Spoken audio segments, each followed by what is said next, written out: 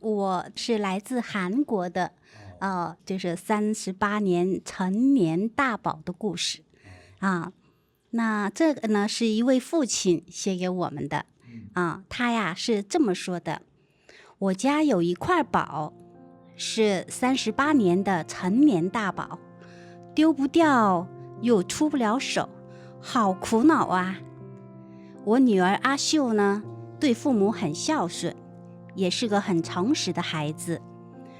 24岁大学毕业后，她也开始工作了。但让我很头疼的是，她在一间公司待不住，总是跳槽。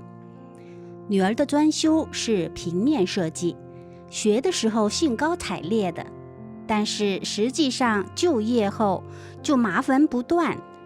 前几次啊，还有理有据，说自己的组长啊太卑鄙了，工作都扔给下属，指手画脚，口头上的道理一套一套的，实际能力什么都没有，全靠拍马屁赢得上级信任，只会琢磨手下，折腾他们拿出成绩，实在受不了，要找另一家公司。到了下一家公司呢，我记得那是印刷公司，他就说呀，老板啊简直没良心，给的业务量不加班完不成，说要找一个轻松一点的公司。就这样，我女儿已经38岁了，到现在呀，变得在家的时间比出去工作的时间还要多，也没有男朋友了，收入也不稳定了，作为父母也不好让她搬出去住。我妻子呢，早出晚归，工作繁忙，累了，她的脾气就上来了。不管怎么样，这么多年夫妻，又跟我同甘共苦的，家里的一半收入啊，由她承担。我平时呢，都不敢惹她，得供着她。女儿在家的时间一多啊，这母女俩就开始闹矛盾。这俩呀，还真是亲母女呀。说起狠话来，那是让我在旁边啊，都听得提心吊胆的。但是吧，也不能让女儿自己搬出去独立。一天天的如履薄冰的日子，让我渴望女儿赶快嫁出去。只要她成家了，家里一切就和谐了。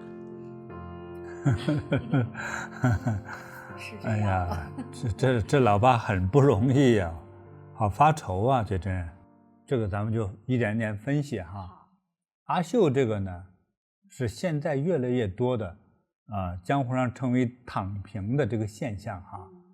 躺平也就是说不用去劳动，至少饿不死有饭吃。所以我在想，那阿秀他也不是个老年人，这老年人都想出去旅游一圈，实在不行逛公园也可以啊，就是也不想光躺在床上，除非真正动不了的人。但为什么不出去谋生呢？怕了呗。啊？怕了呗，我感觉他是怕了。这句话也是对的，就是缺乏自信。对，那也就是我在研究什么样的人没有自信呢？妙钱你说。他就是能力上可能会比不上人家，然后性格上他也会有一些忧郁呀、不自信呀。这样的时候，他不管是面对人还是面对社会，都会有一种退缩的感觉。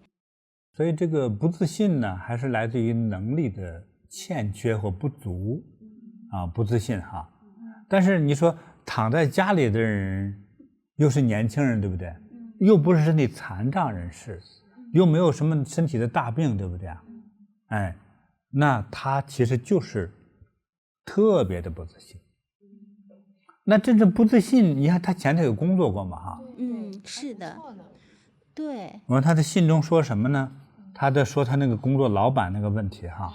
对，他说其实他爸爸说他24岁大学毕业后呢，刚开始的时候还是工作的嘛哈，学的专业是学的平面设计，也学的兴高采烈，很高兴的然后呢，他先是工作过程中先说自己的组长太卑鄙了工作对，就是小人呐，就工作都扔给下属干，自己都不干，就是耍嘴的，靠拍马屁等等等等的他是受不了他的上司组长，他就换了一家工作就说这老板又没良心老是要加班给的那个工作量太大，天天加班，他又想找一个轻松一点的工作，就这样换来换去的，就换到38了。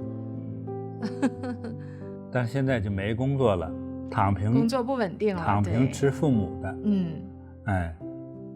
其实就刚才师父问嘛，说他为什么就是躺平妙先说就是怕了。他这个所谓这个怕呢，其实我觉得他就是在这个走出校门刚刚做事业的这个过程中，这个初级阶段他受挫折了。但是这个挫折呢，也不是客观的，这是一种主观的一种感受。他认为说，上司这样就是不对的，我就受不了，我就要躲，或者是不公平等等。他认为他上司卑鄙是吧？对呀，那你说他上司自己怎么说啊？叫聪明。有很多在某种职业，在职场上我请问，比如说，就像汽车引擎之中从汽车引擎到汽车一直跟着飞奔，请问轮胎重要还是发动机重要呢？都重要。在这个自动驾驶还没有发明之前呢，那驾驶员也更重要。不管汽车多么能跑，但是没人驾驶一样糟糕，对不对？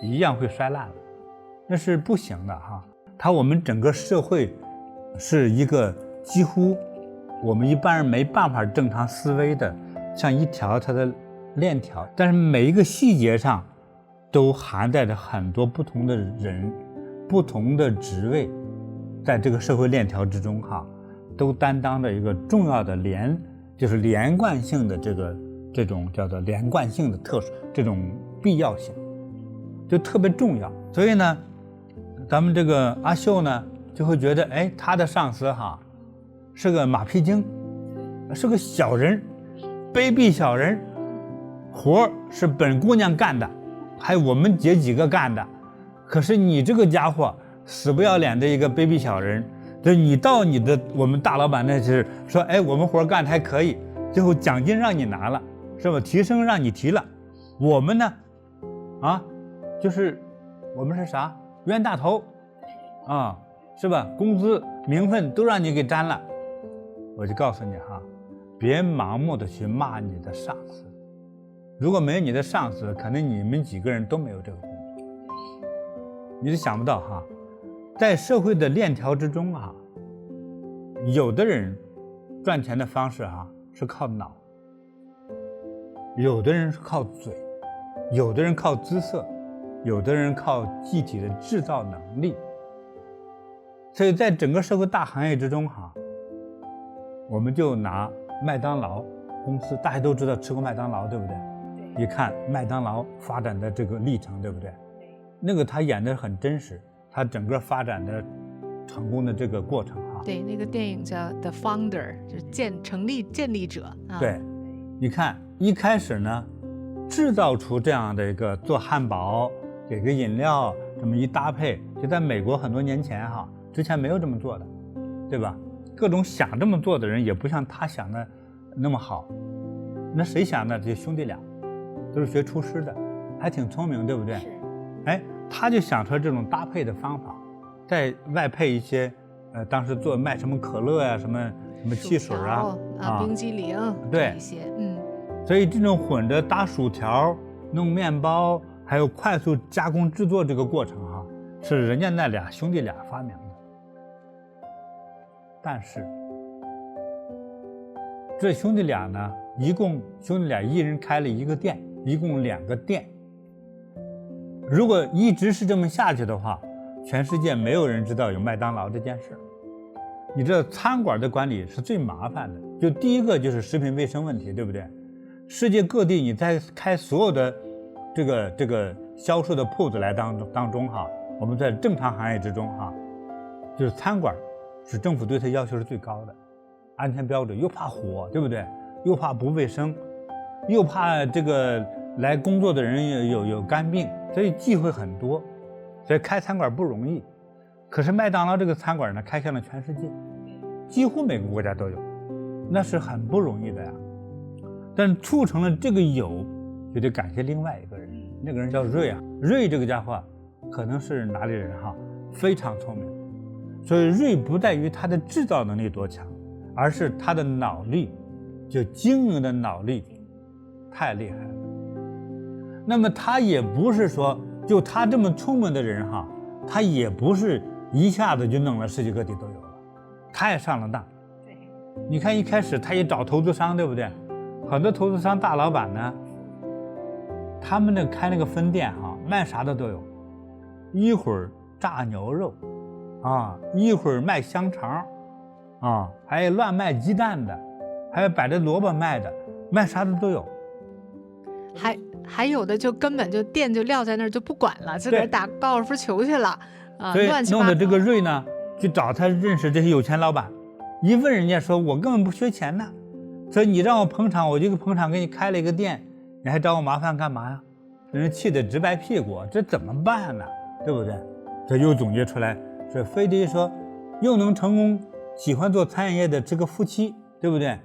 又是比较老实本分的人，但是也足够精明的人，还要有一定的文化程度，家里又没有大资本的人，对吧？对，最主要就是说，这个开店的人他自己得有一个内在的动力，我要把这个店干好，我才能挣钱，是他共同利益才能绑到一起。对，咱也不能找一个什么都没干过的一个人，对不对？那风险太大，是吧？所以最后他们就找到了说哪一类人才是我们的合伙人。所以今天你要去投资一个麦当劳分店哈，我相信哈，你得有至少1000万美金的存款，而且要有7年以上做餐饮业成功的这个阅历经历啊，还要精明，是不是啊？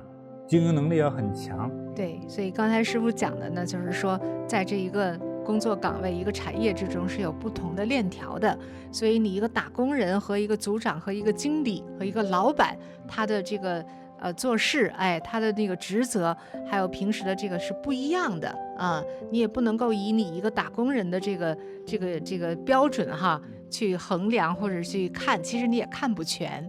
对，所以这一点呢，阿秀其实社会经验不足啦，对社会认知不够啊，这个还是有所欠缺的。就说他年轻啊，阿秀年轻，就是他的顶头上司哈，就是耍个嘴皮子，阿谀奉承，完了之后，就好像你看他得到这个上司的大老板的这个赞美或者是赏识啊，其实活是我们几个人干的。对，他觉得他被欺诈了，说这个卑鄙的流氓。我觉得这不是卑鄙哈，我觉得是他的一个工作链条当中的一个环节，就是我相信他的上司自有高过他们的这种能力的部分，人家靠嘴就能赢得老板的信任，反而是你是要学习的部分，对不对？你还没见你们大老板怎么样接到业务的呢，就喝了顿酒就成拜把子兄弟了，这个业务就弄到自己手了，你们才有活干，知道吗？所以有时候吧，我就说你不要看人家吃香的喝辣的，就说了几句话把这个事儿搞定了，对不对？你知道，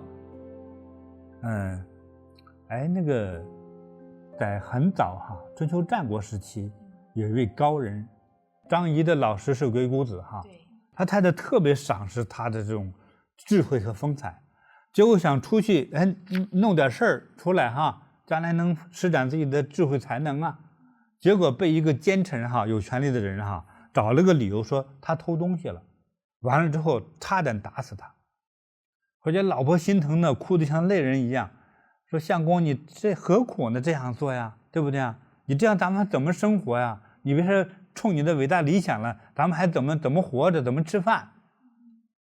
他说我吃饭做事我不需要我的身体的。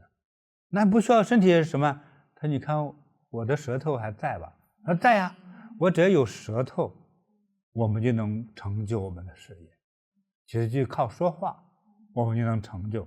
确实啊，张仪他后来是几个国家嘛哈，全都是听他的那个计谋哈，对他就是所以才能够留名千古啊。是不是当时的秦国非常的重用了他，成为元帅级的人物或者是这个丞相一样的人物，就是职位就是皇帝之下非常厉害。所以你看他有这份智慧的时候，只要说话就可以了。那是怎么说出来的？靠的是脑对不对？但是如果没这个脑的人，靠的什么呢？靠的是手呀。连手艺都没有的人呢，要凭着笨力气。普通农民种地就靠力气，对吧？你到建筑工地上，连垒砖和木匠都不会的，就只能来回运送这些建筑物资，更累，但是挣的钱还少。比如老师傅吧，任何一个老师傅都挣300块的时候，你比他们累好几倍最多挣80块，差别很大的。所以世界上不是认为你付出的劳动最多才就是功劳最大呀，这不一定的所以靠什么来吃饭的都有。但是我相信这个阿秀对这一点他没有这个阅历，不懂得，是吧？对，所以今天听到了网友们真的是要增长这一份智慧，对社会的一个认知不要用自己的这种狭隘的一些见地来放弃了自己的梦想跟人生。阿秀就是说到这儿就我们说他这个事业之初受到这些挫折其实你是一个平面设计，你在一个工作刚刚开始的这个阶段的话，在人下面为人下人的时候，就是要这样坚持呀，一点一点做出成绩来，才有可能被赏识、被提升才能有可能实现自己的梦想。但是你不坚持，你换了一个工作，后来又放弃了整个这个工作，你放弃了自己的这个事业的事业生涯等等的话，那你就一点机会都没有了。所以才变到现在38岁还跟父母住在一起就是图了一时的那种舒服，但造成了一世的后悔。所以就是这样。如果阿秀今天听到这个，应该对他的启发很大。但是我觉得阿秀的父母其实也是非常有必要学习这一课的就是你像他父母说他从一个小宝贝变成了一个成年的大宝相信这个成年的大宝说出这句话的时候是有很多心酸的我们父母生孩子，小宝宝生出来都是满怀期待非常爱戴。是先不说望子成龙吧，还是希望这个孩子长大能够自力更生但是阿秀今天走到了今天这样的人生的这样的地步的话，我觉得可能在他最初遇到事业的这些挑战的时候，父母如果多给他一些鼓励，不要让他那么轻易的放弃，不要让家这个避风的港湾变得这么的温暖，随时随地的遇见了困难就回来躲避的话，可能他今天会不一样，是吗，师父？所以如果这个女儿这个孩子在外面受了委屈，不工作了，临时失业了，父母亲没有一份说家庭温暖和爱，怕他什么呢？怕他走上绝路，怕他走上绝路，或者显得这个父母亲全社会都来谴责你，你是怎么当父母的？对不对？你说你孩子失业了，你还骂他，你还把他赶出去自己过日子，这怎么行呢？你还是不是人？你还是不是个父亲和母亲呢？你看，就是道德绑架、道德指责就来了，多大的压力啊！但是我相信这个每个父母亲都是爱自己的孩子的就是父母亲有自己的为难之处，赶你出家门这句话吧，轻易说不出口来，很为难这弄不好就这个家庭决裂了。当然也有些孩子成熟比较早，你都不用敢说我不回来，我租了个房子，对吧？是吧？我要交男朋友或者我要交女朋友，是吧？人家自己出去了，这是自觉的，这是能干的，还爱拼的，对不对？那这种情况下容易出去的是什么样的家庭呢？比如父母离异了，你的跟着爸爸还跟着妈妈，这个时候他们又找了个对象，成为你的后爸或者后妈，你有压力了，是吧？我还是走吧，你就这样出来很自然，对不对？但是你父母都表现的都比较爱你，比较关心你的时候，他们几乎没有胆量赶你离开家哟，就送你1年的房租钱，也总觉得干了什么亏心事似的，就不敢赶你出来，生怕你想不开，生怕你会对父母亲的误会，对不对？这父母不敢。但是内心干着急，把你熬到从小宝到大宝，接下来就是老宝了。就感觉父母的这一份心软，就把孩子养废了似的，是吧？是这样子。这让你这句话让我想起来有一句话叫温水煮青蛙。这个孩子就在这种温情的家庭环境下其实父母心里很着急，但是他也不能说给你听，说给你看，对不对？你看爸爸有一个有点糊涂的一个表现等妈妈一回家之后就和女儿又吵又闹，对不对？爸爸并没跟我们说他们为什么吵我觉得妈妈很明智，你怎么还不出去妈妈希望通过赌气的方式先把你赶出家门，知道吗？可是爸爸呢，如果劝架的话怎么办呢？他你们都少说2句，你看我已经把饭煮好了，对不对？你谁都不像的，但是最后害了女儿。你呢维护了你们的家庭的情感，对不对？但是让你的孩子成为了家庭的啃老废材。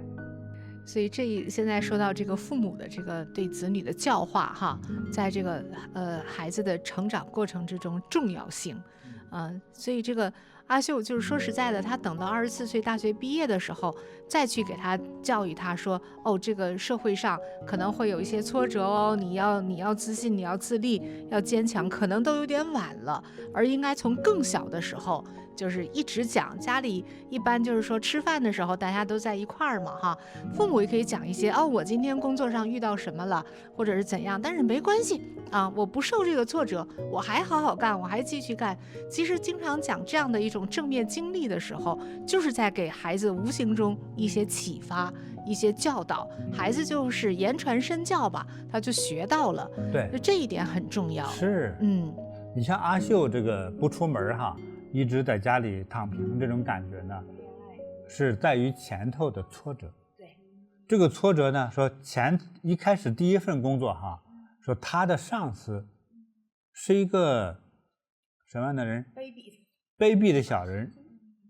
那么他换了之后呢，他第2个印刷厂的老板呢，是个没有良心的老板。老板和你讲什么良心呢？你给他打工，他给你发了工资就完了，这是公平的呀。就是别期望老板都像自己老爸这样呵护自己。老板不是老爸，老板呢是给你发钱的，但是你必须干活的。就是你真看不惯老板，你可以辞职，但是如果以这种挑剔的方式，那哪个老板是属于你的老板呢？我们知道一个中国的一个名人现在挺大，这个老板他就公开说的时候说他自己亲自只招过1个人，在街上碰到了之后说，你不是谁谁谁吗？我就想到你们公司去工作。这老板觉得你这么喜欢我公司，来吧，就一句话，对不对？所以老板特别照顾他，几乎让他们这个公司的各个部门都让他去做过了。为啥呢？这老板是个好心的一位长辈，长辈就是说这个姑娘还可以就年轻了，还不这么懂事嘛。最后轮番的去调他们的公司，都做了一遍。每一次1个月之后给老板哭诉，不行那个人耍流氓，那个是小人，那个是个坏蛋，反正就没一个好人。最后没有办法这老板姓马马老板亲自说，姑娘，你呢是我招的你，所以我必须辞了你，你太幼稚了。不是大家不好，是你来打工你要学会，第一个要顺从，第2个要配合，第3个才是感恩，知道吗？如果你对我有感恩心，你不会找这么多茬，找人打架，这个不好那个不好，对不对？在工作配合之中从婚姻到工作到社会交往都是这样。如果和你能够关系好说得来的人能配合工作，那是低智商。能和你的个性相反，你看着不顺眼的人一起工作好几年那叫神人，那是高智商的人。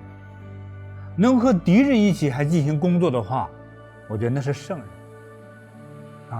所以这个我们需要学习的所以我们所有的工作中的同事、读书的时候同学，甚至你的老师，都不是为了顺着你的性情而定做的。有时候好老师，有的时候好同学，也是为你定做的，但是是逆着你定做的。就像磨刀一样哈，那个磨刀石哈，都是和你是枪茬，没有顺着你的，就是因为枪茬和你对着干，才把你变得锋利无比，世上第一把宝剑，知道吗？才让你成才的呀。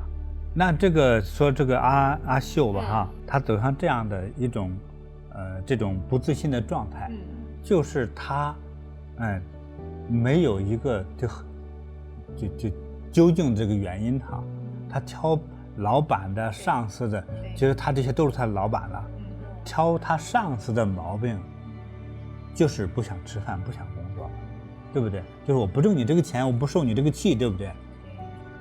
你知道真正原因吗？没有责任心，没有自己的愿望。你父母亲啊，咱的父母亲把咱养大了哈，一养20多年，对不对？又上大学要干嘛？其实很多父母亲自己哈舍不得花天酒地，那裤子啊、衣服啊，尤其是内衣都穿烂了，他省下这个钱都给孩子吃了、穿了、用了，去读书了，知道吗？可是我们呢，找了个茬我就不去工作了，对不对？说这个老板不好，我那个同事不好，或者那个离家太远，或者还让我加班，还对我说话不客气，啊，那不是坏人吗？他真正缺乏的是你自己要啥，你自己不清楚。你别忘了哈，你其实是这样的，这些都是你要学习的。我在看一个纪录片，美国拍这个纪录片哈，特别好玩。就是我先讲这个，有一个墨西哥家庭，墨西哥不是就挨着美国吗？对。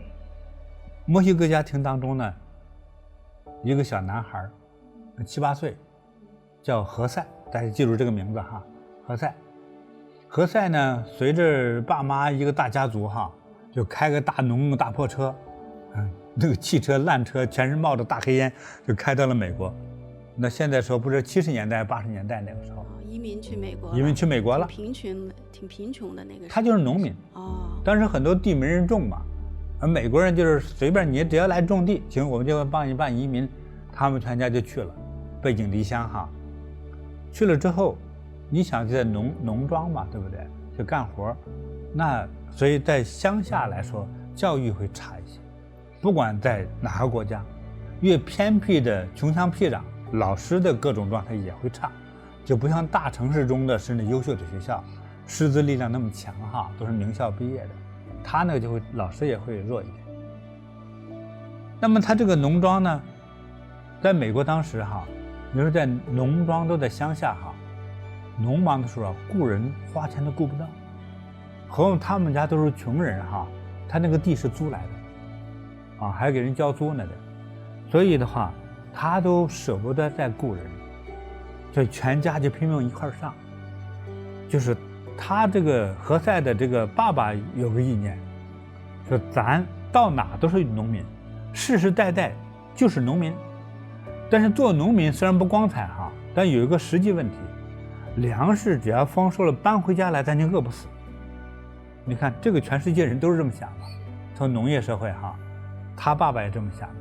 所以呢，他这么想有一个这个问题之后呢，就有个现象就发生了，只要农活一忙，让这个小何塞就别上学了，明天我给你老师通个话或者写个条去就行了。农活忙，或者我说你病了，我帮你撒个谎都可以，就不让何塞去读书，就留在家里帮着爸妈干农活。小何塞就是，比如说100天的这个学校时间哈，至少有35天。都跟着爸妈在农地里干活，那功课自然就跟不上啊。小何塞就是也很头疼，特别丢脸，所以每一次就缩着脖子不敢看老师。本来新来的英语又不好嘛，刚到美国不久的，所以也特别害怕。他也是一个内向的孩子，也是，但是遇上个好老师，这个好老师就很关心他们这些孩子们，知道其实附近的人都是农民家的孩子嘛，其实也知道这种现象。这个一个很好的一个女老师呢，就主动到何塞家啊，人家下了班呢，免费的义务为这个小何塞去补课，家里还挺感动的。哎，有一次呢，这个晚上他补完课之后，晚上9点半了，送老师出来，爸爸说你何塞，你得送老师到院子门口。那天那个晚上也是比较晴空嘛，没有云，那个星星月亮特别亮，那瞪大眼睛看着老师，老师嘱咐他好好读书之外，突然老师有个灵感说，何塞，你是不是好像有问题要问我？说老师，我就想了解一下那个月亮上头有什么，还月亮后头是个啥呢？你不是说月亮是个球体吗？那后头你不是说看不见吗？老师说我也不知道啊。那何塞，那你说我想长大之后我到月亮后头我都看一看。说那就努力去学呀，我觉得你肯定能实现你的梦想。何塞小嘛，几岁小孩说真的吗？老师说我觉得肯定可以。你想古代这个骗小孩的话上月亮上都可以啊。何塞一下眼睛亮了，太好了，我长大我就上月亮上去。这个梦想让这个孩子简直是一个痴心妄想的梦想，一下就开始努力读书。人家不笨天生资质也不错，老师也帮他给他补习，他也拼命努力学习长大之后就考上了非常好的学校，这种与这么航空对航空航天的这样的学科美国不多，就他其中就考上了。等完了之后他学完之后又还做了是硕士什么晚上又在读了，对，还是这样的内容。完了之后呢，这个后来这个航天局也美国来说就 NASA 呢就是美国航天部吧航天部就录取了他。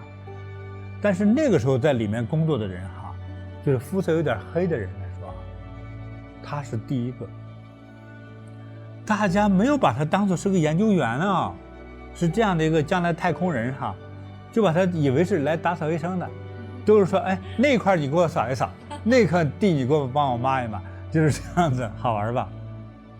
哎呀，拼命努力结果就在他这样的梦想呢，还打动了另外一位同学姑娘。这姑娘爱上他，说这个小伙子将来肯定有出息，因为觉得他将来一定有出息，所以就很喜欢他。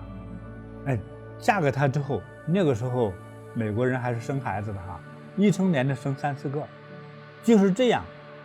这个老婆把家里的家务、带孩子这些事儿这累得要死全部担当起来。这何塞呢，白天上班，晚上还做太空人训练，自费就为了让自己身体能够适应将来上太空的这个需要那个当时政府有指标的，他是知道的。他做了很强的训练，因为他的体能赶上一个我们拳击运动员了他的在这种在无氧条件下都能生存的能力是别人做不到的所以身体素质的训练，这种技能的训练，而他又给他们能够成为这个航天这样的这种太空人的主管的这个局当中写信，写了很多次信，没人回信。他各种训练、各种素质、各种检验都做，连报告都寄给人家如石沉大海，没人理。写信想当宇航员是吧？对，他要到月亮上看看嘛。可是他还不死心，多少人劝他，他爸爸都劝他说：“你已经不错了，你看你在这个航天局工作你看咱们周围的咱们这些附近的乡亲你说我过个生日，大家都来，就是因为你才来是不是都觉得我们都很光彩、很荣耀了，你不用太追了那何塞不这么想，他荣耀感是你们的问题，看月亮是我的梦想，他就要努力。他最后一封信不邮寄了，他自己坐飞机就到 NASA 总部进去了，也是赶巧了他进了总部那个会客大厅里头，正是管招人那个主管哈，他在电视上看见过那个主管，他一眼就认出来了，他赶快上去介绍，啊，我是谁谁谁，我写了那么多封信，说你要干嘛呢？说我要将来当宇航员。这一看这个儿也不是特别大，还是有肤色的哈，这个啊，行吗？他就仔细介绍，你看我的检验证明，我的培训证明，我花了多长时间，我付出多少努力，我认为我是可以的，而学的就是这个专业。那人就留意了他，就他进行了一个最简单的心理测试，觉得这个年轻人是个有责任心的人，有责任心的人，啊，之后就答应了他的请求，最后真的上了月上去看了。美梦成真呐，就老师的一个鼓励，他自己的一个异想天开的梦想。那其实我们讨论的时候，像我们很多朋友就会说，那是那个时代，现在这个时代是不是就没有机会了？有梦想也实现不了了呢？不是的，我觉得听师父讲这个故事，就是一个人有梦想，追求梦想，整个的这个在追求梦想的道路上，这样努力奋斗是非常振奋人心的啊！就是只要有一份坚持的心啊，去追求自己的梦想，我相信都是有可能的，在任何时代都是有可能的，就怕你不坚持。其实自古以来都是这样，每一个国家、每一个时代哈，都有追求梦想、坚持梦想而梦想成真的人，也有那些中途半途而废，到最后放弃自己的人，所以这个世世代代都有啊。就是说，现在这个阿秀所在的这个韩国这个社会，我们听着也是有点可惜，就确实很多人是放弃，什么都放弃放弃恋爱，放弃结婚生子、买房子，所有的梦想都放弃，以至于造成20岁到30岁的这个人群之中我看了一个统计数字，51%的死亡是自杀，他放弃到最后就是放弃了自己的生命，他放弃了梦想，到最后慢慢失去了一切，最后走向绝路。所以你说这样的这个父母得多么的心痛养到20-30岁都长大成人了，反而他自己把自己放弃了。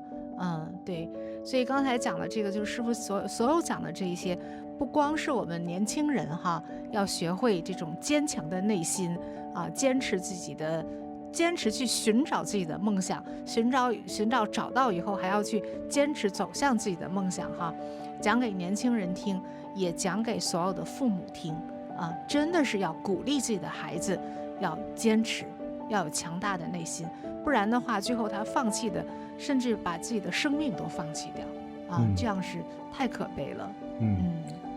在古代其实有无数位就是非常在历史上留下鼎鼎大名的跟着那个刘邦打仗，那个最能打仗的韩信。你想韩信到他去当兵之前他是没落贵族嘛他就研究兵法，研究到什么程度呢？没饭吃为了吃晚饭，遇上个刁难他的人，要从裤裆里钻过去。他为了还继续学嘛，他钻过去吃那碗饭。那你觉得这个人不好他当时气不气？我认为有点情绪，但是叫无所谓。为了实现我自己的人生理想，这算啥呀？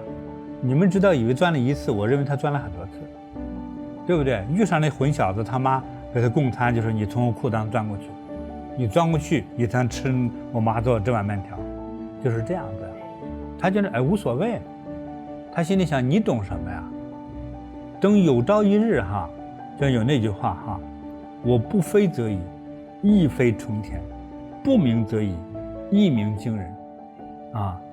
这就是道就是一个真正的有潜在能力的人，而且用生命来追求自己生命梦想的人就是一个还没有腾飞的大鹏鸟还没有飞上天的那个火箭他在潜伏在那里，在默默的成长，让自己成为一个不可一世的人。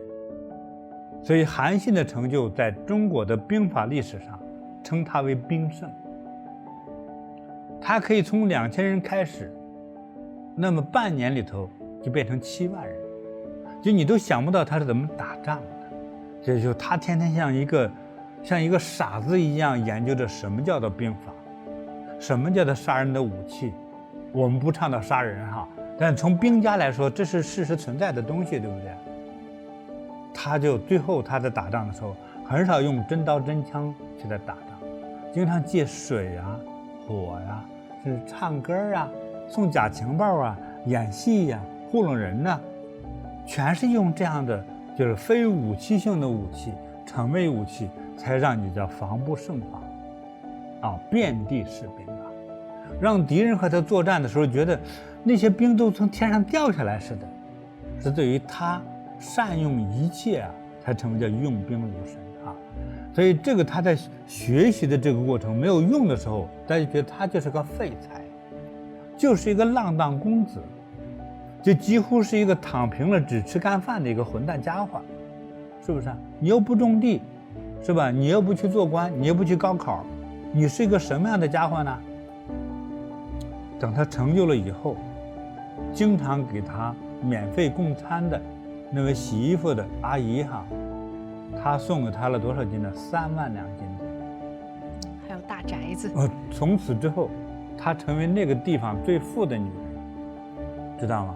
就是这样的了不起的成就哈。但是她这个是真人真事啊，在中国的兵法历史上，如果他说是第2的话，没人可以成为第1。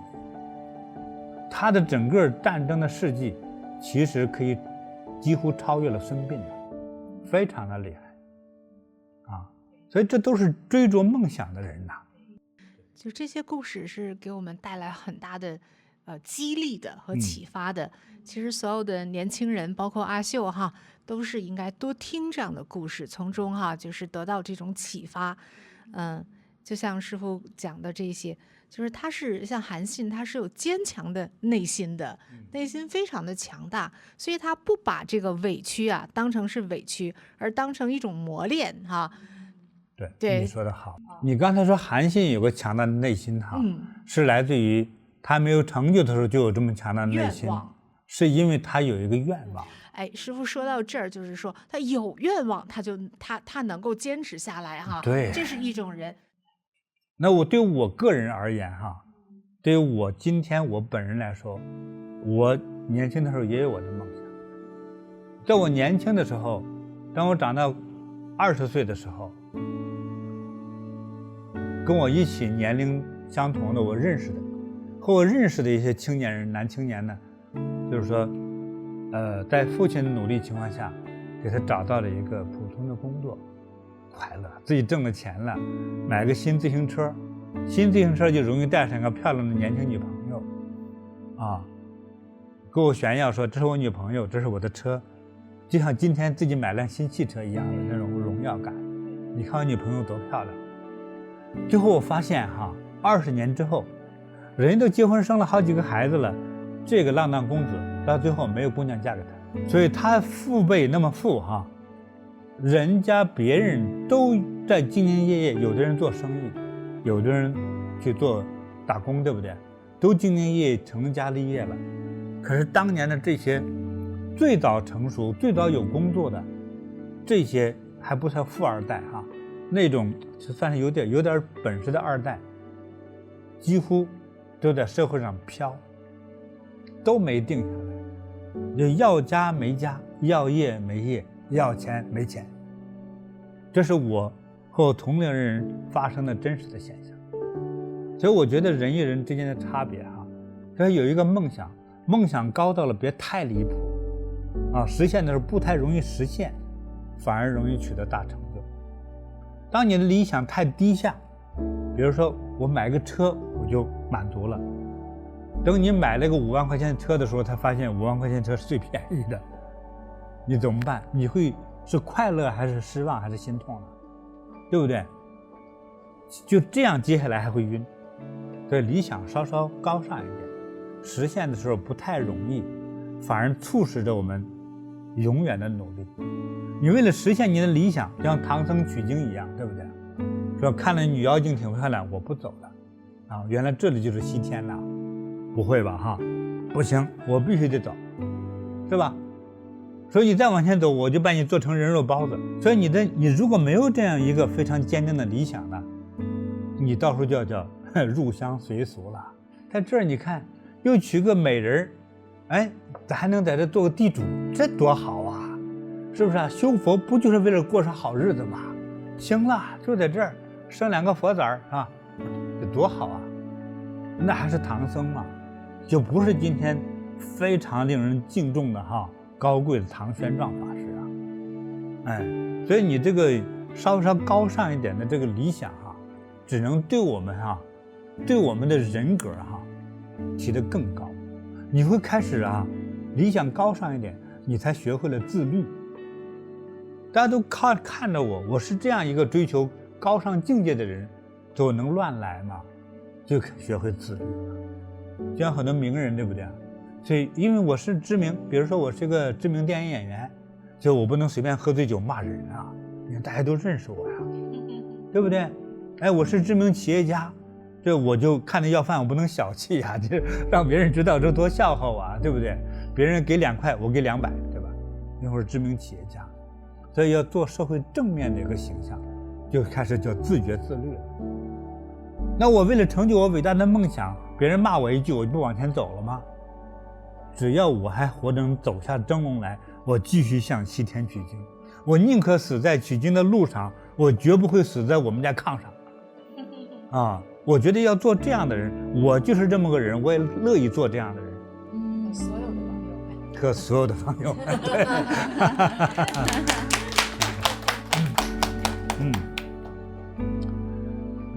好啊，谢谢你们3位哈。哎，今天我们临时组织这么一个小直播也是一种新的尝试。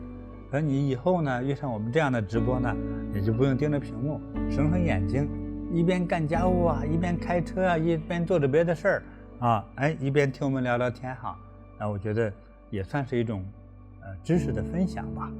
谁家都有年轻人对，谁都有对前途有迷茫的时候。是的。所以如果大家喜欢我们这样的一种直播和这种传达的方式的话呢，欢迎大家留言如果比较喜欢的话，以后我们会再多做这样的直播内容。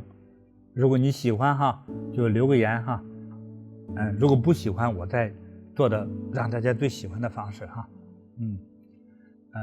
好，那就谢谢大家了那今天就说到这里。